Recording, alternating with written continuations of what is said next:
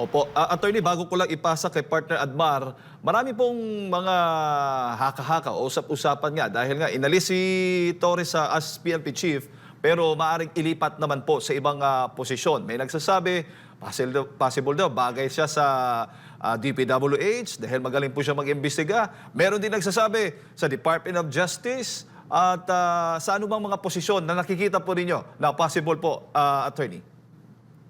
Ang nakikita ko lang po na bagay sa DPWH si General Torre, magaling siyang maghukay. Katulad nung ginawa niya rin sa Kingdom of Jesus Christ. Pero bukod doon, ay wala akong nakikitang special qualifications niya para siya ay pumunta sa DPWH. Sa pagdating naman po sa NBI, ay ako po ay, well, personally po ito, not as a spokesman of the Partido Demokratiko Pilipino. In my personal opinion as a lawyer and as a citizen, ay hindi po very heavy-handed po at hindi sumusunod sa constitutional rights itong si General Torre para ilagay siya sa NBI. At he has very big shoes to fill sapagkat matino po at maayos yung dating direktor ng NBI, si former Judge Jaime Santiago. At I think ang pinakamaganda pong gawin ng ating pamahalaan, in my personal opinion only, ay hayaan nang matapos ang termino bilang pulis. Hintay na mag-retire si General Torre, and I think he should retire because I don't think he has any more contributions to make to our country, judging from his previous actions as a police officer.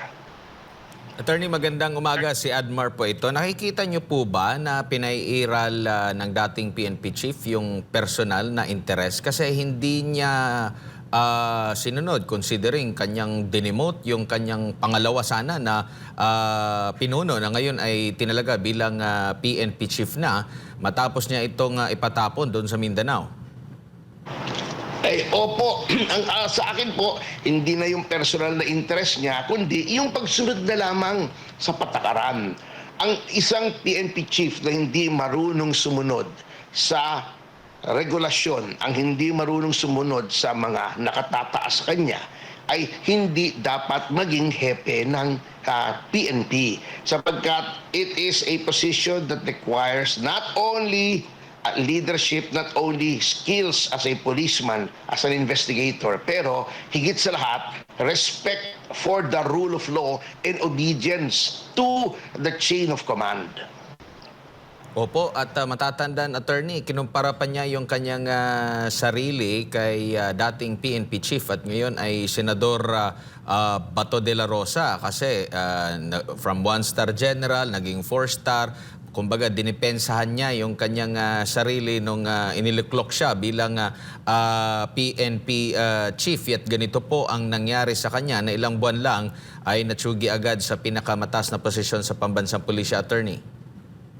Opo, well, personal kong kilala si Senator Bato de la Rosa. At alam niyo po, siya po ay miyembro ng aking partido, yung Partido Demokratiko Pilipino. Ngunit malayo po. Napakalayo in terms of leadership, in terms of firmness as a police general. Pati sa pinag-aralan, may PhD po sa public administration si Senator De La Rosa. At nakita naman po natin, although medyo nakikita natin may pagka-jolly character siya, may pagka-character si Senator De La Rosa, his heart is in the right place at palagi po siyang naninindigan sa mga bagay na nasa tama at para sa best interest of our country. So malayong-malayo po. Of course, we are a free country, malaya siyang i-compare ang sarili niya kahit kanino. Opo, at kung hindi ito napalitan, itong si dating PNP Chief Attorney, nakikita niyo po ba na posibleng makaapekto ito sa laban kontra kriminalidad, laban kontra droga at laban kontra korupsyon dyan po sa hanin ng pambansang pulisya? Opo, kasi nabanggit na po ni kasamang Jade kanina yung moral. At ito pong nangyari kay General Torre ay lumaktaw po siya sa ulo, so to speak, ng iba na sa tingin ng marami ay of course mas senior at mas karapat dapat dahil lamang sa sinasabi ng iba na parang canine devotion o parang pagiging tuta ng mga opisyal ng ating pamahalaan na gustong tuligsain o apihin ang kanyang mga kalaban katulad nga ni dating Pangulong Rodrigo Duterte at ni Pastor Apollo Quiboloy, just to name a few.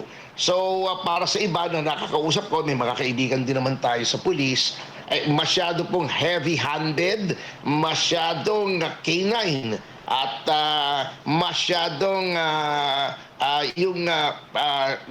parang tatayo siya ng isang personality cult centered around him na hindi po dapat sa isang police officer. And Chief PNP and other police officers should be team players. Ang PNP ay hindi isang tao lamang, hindi isang personalidad lamang, but it is the sum of all its parts, which should be greater than the sum of all its parts. Opo, at meron ding umuugong po, attorney, di ko lang alam kung kayo po ba ay pabor dito, na itong nangyari po sa dating PNP chief na si Torre po ay panakip issue dito po sa flood control projects para malihis po ang atensyon ng taong bayan. Ano pong masasabi niyo rito? Malilihis nga po talaga ang atensyon. Ngunit I don't think this is part of it. I think it is part of reaction doon nga po sa ginawang insubordination ni General Torre. Ngunit marami pong mga issue na nagpapalihis dito sa flood control. Isa na nga dito po yung extradition ni Pastor Quiboloy, yung proposed extradition. At nagsalita na nga po ako dito na sabi ko ang timing nito ay very suspicious. Bakit ngayon? July pa pala.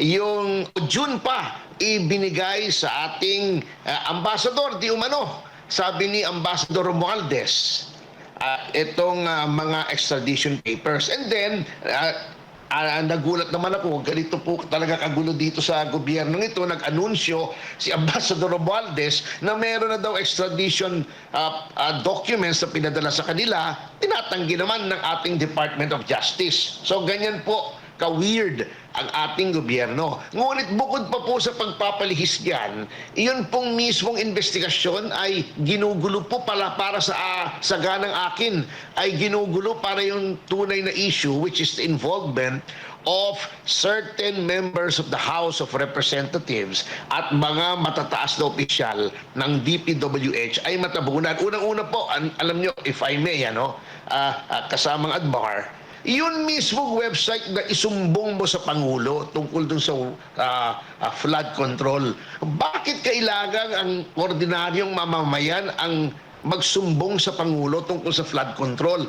Bilang Pangulo, siya ang Chief Executive, under niya ang DPWH, lahat ng datos is at his fingertips. Hinilingin lamang niya sa kanyang secretary, si Secretary Bonoan, who is his alter ego. Number 2, nasa ilalim ng Office of the President ang NBI, ang PNP. May mga investigative capabilities ang both of these offices, but hindi niya gamitin. Number 3, bakit kontraktor at ng kontraktor ang kanilang inuupakan? While may role talaga ang kontraktor dyan, sila ang nag-i-implement ng mga proyekto tungkol sa flood control at lahat ng infrastructure projects na pina-farm out sa mga private contractors.